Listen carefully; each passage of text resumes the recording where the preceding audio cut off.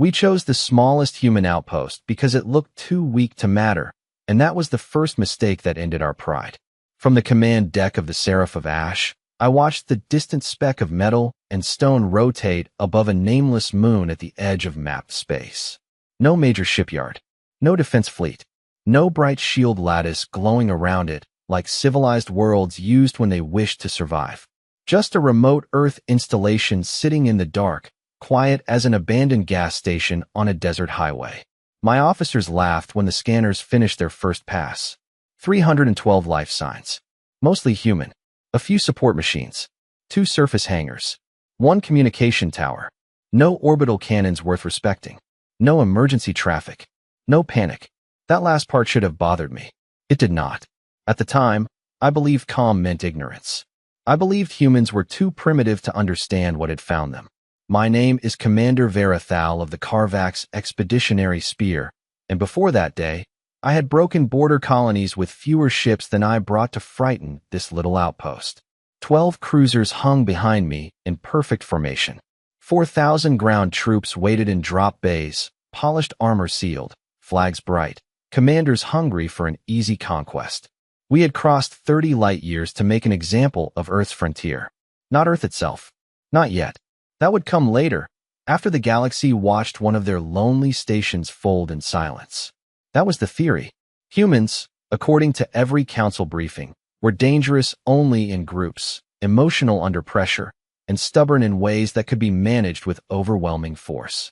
Their homeworld had heavy gravity, wild weather, and an absurd number of predators, but I had read that as trivia, the kind of strange biological footnote academics enjoyed exaggerating. A species from a harsh planet was not automatically a military threat. A knife from a kitchen was still not a sword. That was what I told myself as the outpost filled the forward display. It was built low and ugly, half buried in black rock, with wide open yards and long tracks cut into the dust. At first I assumed they were cargo lanes. Then one of my junior analysts said the lanes formed loops, obstacles, climbing frames, impact walls, and firing corridors. Training structures, perhaps. I dismissed him with a flick of my hand. Every military post trained. That did not make it special. Down on the surface, humans moved in small groups across the yard. Some were running, not fleeing, running in formation. Others carried equipment across their shoulders like the arrival of an alien fleet was background noise. One stopped, looked up at the sky, pointed at us, and then kept stretching. I remember that detail more than any warning siren, because it was the first crack in the story I had built inside my head. They did not look protected. They looked prepared. Still, pride is a loud machine, and mine was roaring. I opened a broadcast channel across every frequency their little station could receive and delivered the standard occupation demand in my calmest command voice. This outpost is now under Carvax authority. Power down all systems. Assemble for inspection. Resist, and you will be removed from operation. There was a pause. A clean, empty pause. No static. No frantic whispering. No desperate call to Earth. Then the screen blinked, and a human male appeared, broad-shouldered, pale-skinned, wearing a dust-marked training shirt instead of a uniform jacket. His hair was cropped short. His expression was not heroic. It was worse. It was mildly inconvenienced. Captain Ryan Hayes glanced away from the camera as if checking a schedule, then looked back at me and said, "Are you here for the exercise?" For 3 full seconds, nobody on my command deck spoke, and I hated that the silence belonged to the human. Captain Ryan Hayes stood on my screen with dust on his shirt, a towel hanging around his neck, and the relaxed posture of a man interrupted halfway through a morning workout. Behind him, I could see a wide training yard through reinforced glass.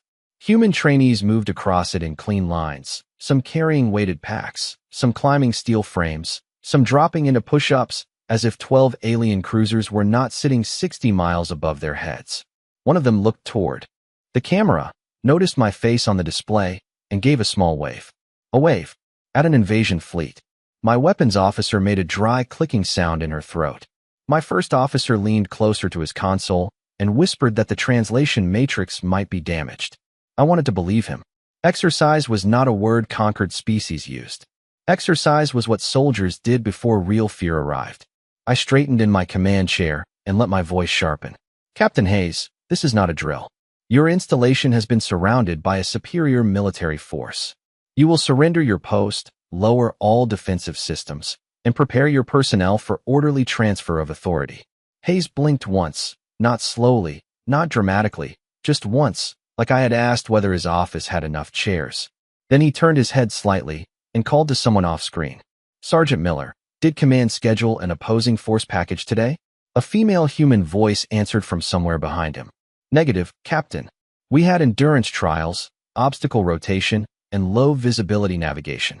Hayes looked back at me. There you go. Unscheduled. That means surprise evaluation. My jaw tightened hard enough to ache.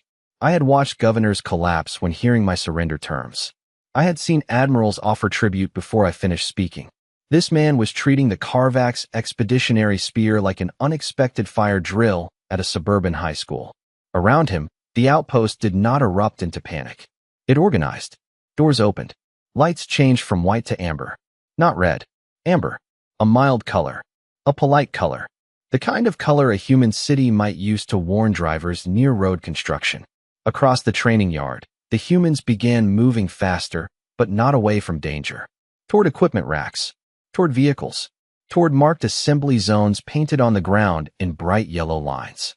One group of trainees jogged past the window wearing heavy packs that looked close to 80 pounds each. They were smiling. Not all of them, but enough. Enough to make my analyst stop laughing. Hayes checked something on a tablet and sighed. Commander Thal, I need to clarify something before this gets messy. Are your troops certified for high-gravity ground operations? The question was so absurd that I almost missed the warning inside it. My first officer answered before I could stop him. Carvax soldiers train across multiple environments. Hayes nodded as if that was nice, but not sufficient. How many have operated at 1.4 Earth gravity for more than 6 hours while carrying full equipment? The command deck went still again. I did not know why he said Earth gravity like it was a brand name, like a challenge, like a private joke shared by an entire species. On the screen behind him, a trainee lifted a weighted sled and dragged it across the yard with the bored expression of someone taking out the trash. Hayes smiled politely, and that was when I understood the worst part. He was not bluffing. He was being careful with us. My tactical display gave me every reason to ignore the feeling crawling up my spine. Numbers are comforting when pride needs shelter, and I had a beautiful mountain of numbers. 12 cruisers, 4,000 trained Carvax soldiers, 80 atmospheric drop craft, 200 scout drones, orbital signal control, long-range suppression systems, enough logistical support to occupy a mid-sized mining moon for 6 months. Against us stood 312 humans, a buried training yard, a few hangars, and one pale-skinned captain who seemed more worried about scheduling paperwork than survival. I cut the channel before Hayes could ask another insulting safety question. His face vanished from the main display, and the command deck breathed again. That alone irritated me. My crew should not have needed permission to breathe because one human was calm. First Officer Drax turned toward me, his silver facial plates tight with uncertainty. Commander, their response pattern is unusual. I know, I said. They are posturing. Small species do this when overwhelmed. It creates the illusion of control. He did not look convinced. Neither did the analysts. So I gave them something better than comfort. I gave them certainty. Put the numbers on the central wall. Every screen shifted at once, filling the room with neat columns of military truth. Our force ratio was absurd. Even if every human on that rock were combat certified, even if every support mechanic could carry a rifle, even if Captain Hayes himself was some decorated frontier officer with more confidence than sense, the equation did not change. We outnumbered them nearly 13-1 on the ground, and from orbit, the difference was not even worth calculating. I let the crew look at that for a moment. Let them remember who we were. Then I spoke loudly enough for the bridge recorders to catch every word. This is not a battle. This is a mercy conquest. We will take the installation intact, seize its systems, and transmit the surrender of an Earth military site before their central command finishes waking up. A few officers laughed. Not many. Enough. I ordered the fleet into occupation formation. The cruisers spread above the moon in a slow black arc, blocking every clean escape vector. Drop bays opened. Machines woke. Armor lights blinked green by the thousands. On the surface below, the outpost finally reacted, but not correctly. No evacuation lines formed. No emergency vehicles raced toward bunkers. No frantic defense grid rose from the stone. Instead, a broad digital board above the main yard flickered on, large enough for our cameras to read from orbit. It displayed 3 words in plain Earth English. Unscheduled field evaluation. My translator rendered them perfectly. I stared at the phrase until the meaning became impossible to avoid. They had turned our invasion into an announcement. Then the board changed again. A timer appeared. 10 minutes. 9 minutes, 59 seconds. 9 minutes, 58 seconds. My weapons officer looked back at me. Commander, are they counting down to an attack? I should have said yes. I should have treated that timer like a threat. Instead, I let arrogance answer for me. They are counting down to their surrender window. Prepare first atmospheric entry. No heavy fire unless authorized. I want their command staff conscious and their communication tower functional. The galaxy needs to see this clearly. Below us, Captain Ryan Hayes stepped out into the yard with a tablet in one hand and a whistle hanging from his neck. He looked up at 12 cruisers, checked the timer, and said something our long-range audio barely caught. Cadets, remember, points are deducted for sloppy work. The first shot was supposed to be theater, not destruction. A controlled orbital pulse, wide enough to shake the ground, bright enough to remind the humans that the sky belonged to us, careful enough to leave their buildings standing for occupation cameras. I authorized it with one lifted hand. The forward cruiser released a clean blue lance toward the empty western edge of the training yard, where our scans showed only reinforced concrete, obstacle walls, and storage sheds. The impact flashed white across every screen. Dust rolled outward in a perfect ring. My officer straightened. That was better. That was familiar. Power had a language, and at last we were speaking it. Then the dust cleared, and nothing important had changed. The obstacle walls still stood. The storage sheds opened automatically. A group of human trainees jogged out through the haze wearing breathing masks and carrying yellow marker flags. Not weapons. Flags. One of them planted a flag near the impact site, checked a handheld device, and shouted something our audio filters translated with offensive clarity. 2 minutes early. Another human laughed and answered, "Instructor is going to make them redo timing." My weapons officer went very still. I felt my crest tighten against the back of my uniform collar. They had evaluated our warning shot. Not feared it. Not admired it. Evaluated it. On the main yard, Captain Ryan Hayes did not even look upset. He stood beside the digital board while the countdown continued. 7 minutes, 11 seconds.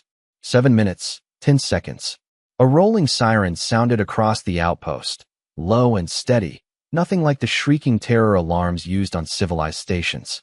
Humans emerged from every building in organized lines, fastening helmets, tightening gloves, checking one another with the brisk, casual efficiency of people heading into bad weather. A tall man with gray hair and a clipboard walked backward in front of a formation, calling names. They answered with numbers. Another group knelt around equipment crates, not scrambling, not arguing, simply choosing tools. The whole place moved like a high school football team before the opening kickoff. If that football team had been raised on a planet that taught gravity how to be mean. I ordered a second scan of the impact zone. The report came back wrong. The surface layer had absorbed most of the pulse. Beneath the concrete was a honeycomb of shock channels, heat sinks, and flex plates. The outpost yard had not survived by luck. It had been built to be hit. Analyst Wren looked up from his console with his throat plates fluttering. Commander, these structures appear designed for repeated orbital stress simulation. Repeated, I said. He swallowed. Yes, Commander. As in practice. That word moved through the command deck like cold air under a door. Practice. Below us, the yellow flags now marked the edge of our blast pattern. Human trainees were comparing notes beside it. One held up both hands, palms apart, apparently estimating spread. Another pointed toward the sky and shook his head like a disappointed coach watching a bad pitch. Then Captain Hayes lifted his tablet and reopened the channel without asking permission. Commander Thal, your opening strike has been logged. For safety reasons, please keep future demonstration fire at least 600 yards from active personnel zones. Also, your angle was sloppy. My first officer made a sound I had never heard from him before. Half anger, half disbelief. I leaned toward the screen, letting my voice drop. Captain Hayes, you mistake restraint for weakness. He glanced over his shoulder as another human trainee sprinted past, carrying what looked like a metal beam across his shoulders. "No, Commander," Hayes said. "That is what you did." Captain Hayes ended the public channel, but our signal team caught the next transmission by accident, or at least I thought it was an accident. It was not encrypted with military-grade shielding. It was not routed through Earth Command. It did not beg for reinforcements, request evacuation, or activate some hidden rescue fleet. It opened across the outpost like a school announcement over a loudspeaker. "Cadets, this is Captain Hayes. Surprise evaluation is now active. Opposing force has arrived with live equipment, orbital assets, and a generous number of volunteers. Standard safety limits remain in effect. Do not damage life support systems. Do not disable escape capacity. Bonus points for clean captures, fast system access, and professional conduct under observation." The response from the yard was not fear.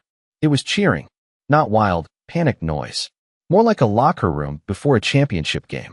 Humans slapped one another on the shoulders. A few jumped in place to loosen their legs. One young trainee pointed at our cruisers and said something that translated as "finally," which was a word I had never wanted to hear from someone standing under an invasion fleet. My first officer stared at the audio feed. "Commander, they believe this is training." I corrected him because I needed to. "They are pretending to believe this is training." Then the outpost speakers sounded 3 short tones. Every human froze. The yard became instantly still. Even from orbit, through cameras and filters, I felt the discipline of it. No one moved before the 4th tone.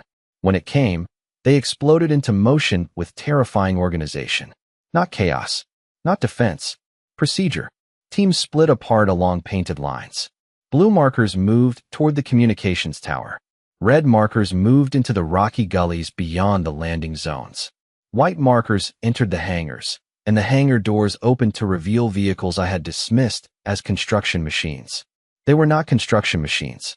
They were training platforms, low, heavy, ugly, and built like farm equipment designed by people who expected the farm to fight back. Sergeant Miller stepped into view beside Hayes, a square-jawed woman with sun-browned skin and the calm voice of someone reading a grocery list. "First platoon takes signal interference. Second platoon takes landing zone control. Third platoon, you are on asset recovery. Medical observers remain behind the green line. Nobody showboats." Hayes added, "And remember, they came a long way, so be polite." A wave of laughter moved through the humans. My crew did not laugh. The countdown board hit 0. And every light across the installation turned blue. Blue, not emergency red, not warning amber. Blue, the color of scheduled activity. On my tactical display, the outpost unfolded itself. Buried antennas rose from the stone. Sensor towers blinked awake. Ground panels slid open to reveal ramps, barriers, and false terrain. The long open lanes I had mistaken for roads shifted as entire sections of the yard rotated into new positions. In less than a minute, the simple base became a maze. A test range. A trap designed with the insulting confidence of a species that assumed the enemy would be educational. I ordered our first wave to hold position at altitude. Too late. 80 drop craft had already begun their descent, falling through the thin moon atmosphere toward landing zones the humans had painted themselves. For one precious second, I believed that helped us. Then Analyst Wren whispered, "Commander, the painted zones are not clear areas. They are scoring zones." On screen, Captain Ryan Hayes looked up at the descending craft and checked his watch. He seemed satisfied. Sergeant Miller asked him something our microphones barely caught. Hayes nodded and said, "Give them the first lesson easy. They still think this is a fight." The first drop craft touched the moon dust 6 miles east of the main yard, exactly where our maps said the ground was flat, open, and safe. Its landing legs sank 4 inches, then 8, then locked as the surface beneath it shifted from stone to powder. Not natural powder. Engineered powder. A training field disguised as terrain. The pilot tried to lift again, but the craft did not rise cleanly. It shuddered, tilted, corrected, and settled at an embarrassing angle while human cameras on nearby towers turned toward it like spectators at a county fair. A green symbol appeared above the landing zone on our stolen feet. Poor approach angle. My bridge went silent. Then the second craft landed, and the same thing happened. The third came down harder, bounced once, and its ramp opened into knee-deep gray dust that clung to armor joints and clogged external sensors. No explosion, no dramatic disaster, just inconvenience, multiplied with surgical precision. My soldiers poured out anyway, disciplined and angry, and for a moment I was proud again. Karvak's infantry did not frighten easily. They formed lines, raised shields, and advanced toward the nearest access road. Then the gravity changed. Not across the whole moon, just inside the marked landing zones. A localized field, buried under the surface, pulsed once and dragged every armored body downward, as if the moon itself had decided to take offense. My soldiers did not collapse. They were too well trained for that. But they slowed. Their steps shortened. Their shoulders dipped. Weapons that normally felt balanced became awkward. Commanders started barking corrections over the channels, and the more they shouted, the more the humans moved. From the rocky gullies, small human teams appeared in light gear, jogging along ridges that should have slowed any sane creature. They were not rushing. That was the part that made my stomach go cold. They were pacing themselves. One human trainee, a young man with blonde hair visible beneath his helmet, ran beside a struggling Karvak squad at a comfortable distance and called out, "Hydrate and breathe through the burn." My translator delivered the words in a cheerful American accent. Another human voice answered over their training net, "Daniels, stop coaching the opposing force. That is negative points." The blonde trainee lifted one hand in apology and kept running. My first officer turned toward me, eyes wide.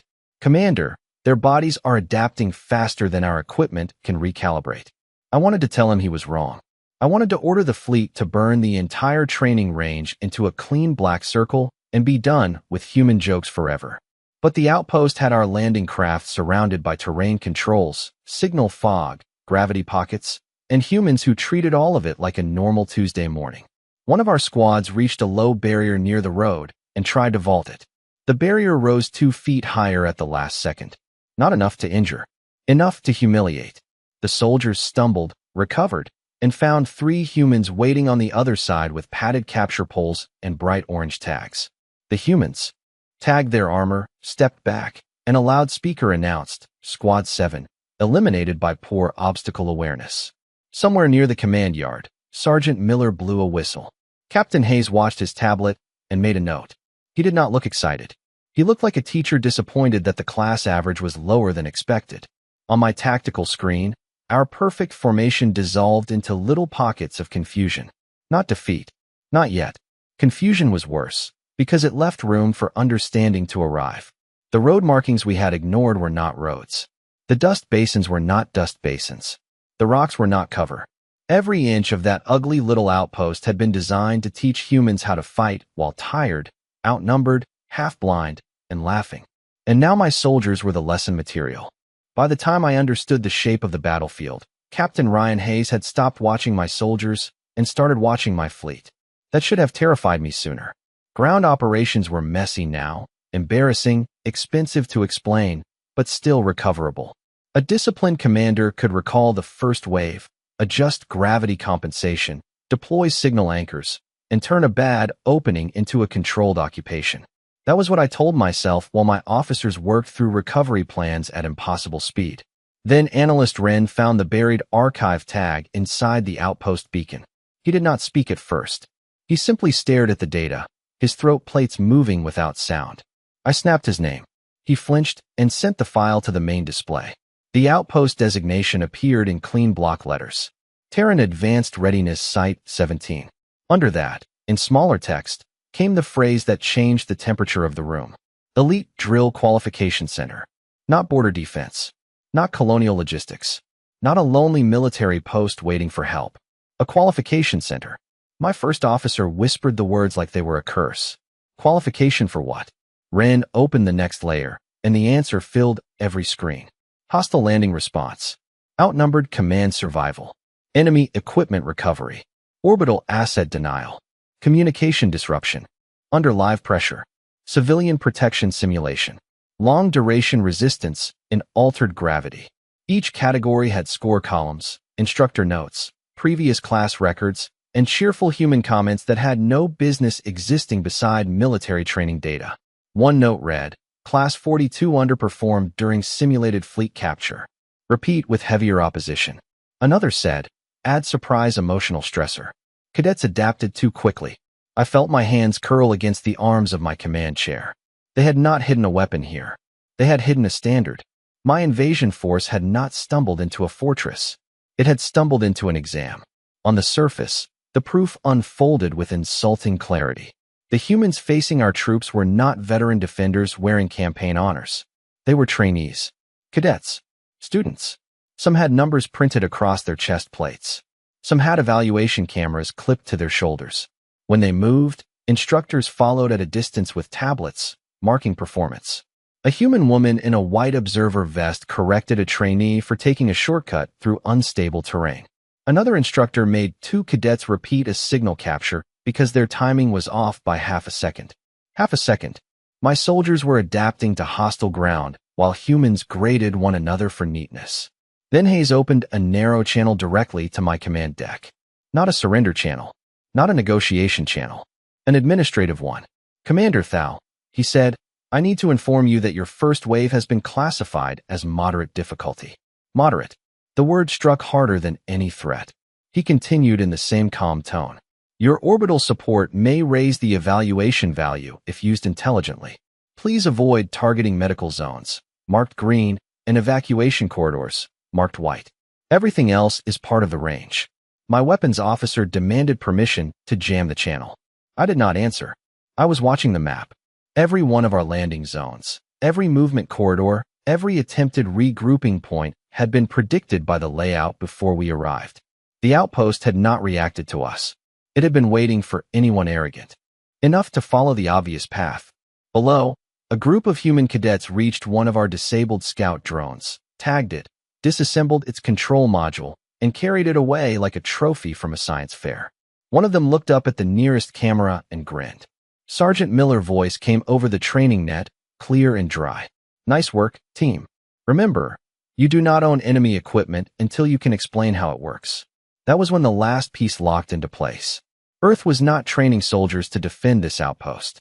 Earth was using this outpost to train soldiers to take everything from a larger enemy without losing their sense of humor. Captain Hayes looked down at his tablet, made another note, and finally smiled. It was small, almost polite. Somehow that made it worse. The moment Captain Ryan Hayes smiled, my officers began asking for permission to escalate. And for the first time in my career, I did not know what escalation meant. More ships would only give the humans more targets to study.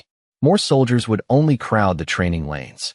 More signal pressure would only teach their cadets better signal discipline. I had arrived with a fleet, and somehow the humans had turned that fleet into homework. Pride made one last decision for me. I would go down myself, take direct command of the surface operation, and remind Captain Hayes that an exercise ends when the enemy commander stands in front of you. My personal shuttle left the Seraph of Ash under heavy escort and descended through the dusty blue light of the outpost field.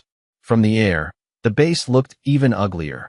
All hard angles, black rock, painted lanes, and metal structures built low against the ground like they expected the universe to lean on them.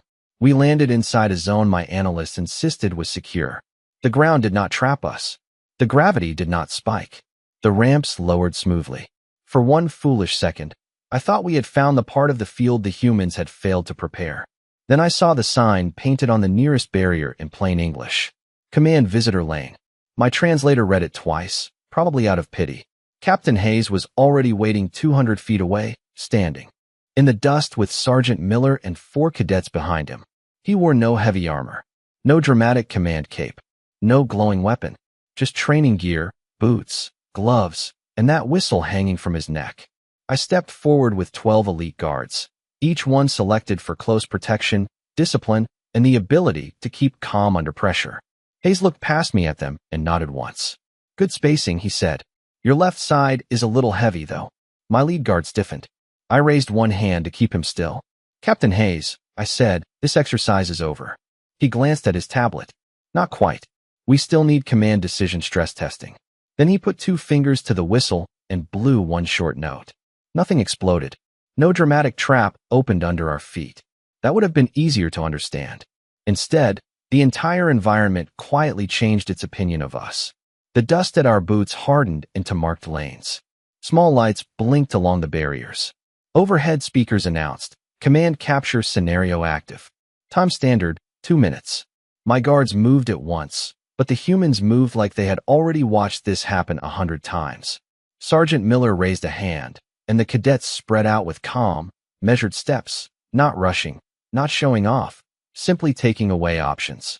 One guard tried to advance and found a foam restraint band wrapped around his armor joints from a floor launcher he never saw. Another turned to cover him and received a bright orange training tag on his chest plate.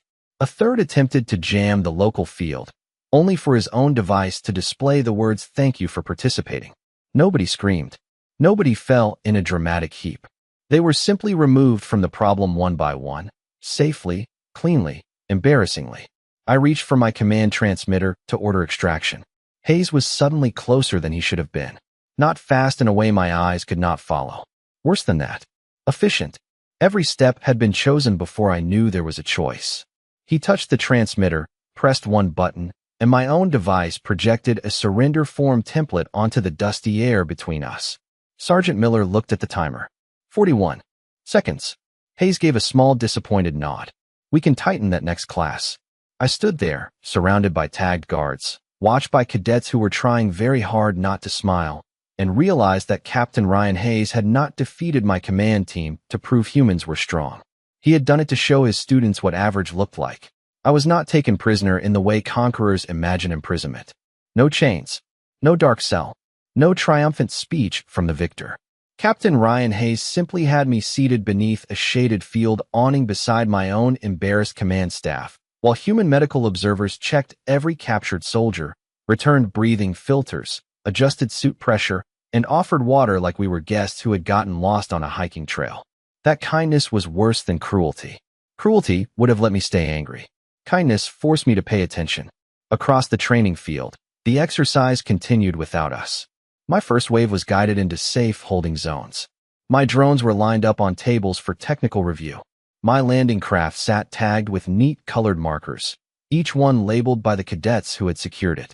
Above the main yard, the scoreboard displayed categories I still hate remembering: terrain awareness, team coordination, communication discipline, enemy equipment recovery, command capture, professional conduct.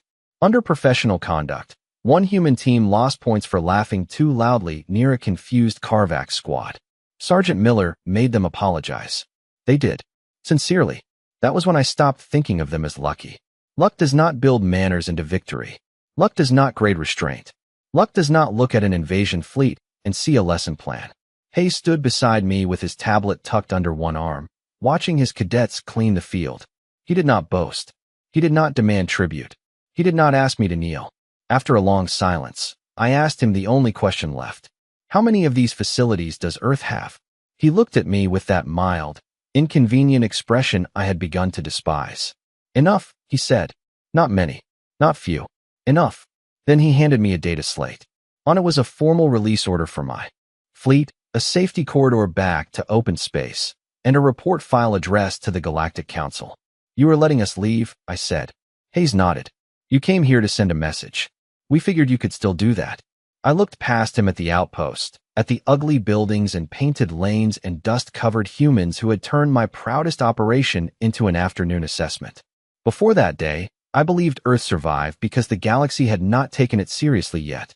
After that day, I understood the galaxy had survived because Earth had not taken us personally. We were escorted back to orbit without ceremony. Not chased. Not mocked. Escorted.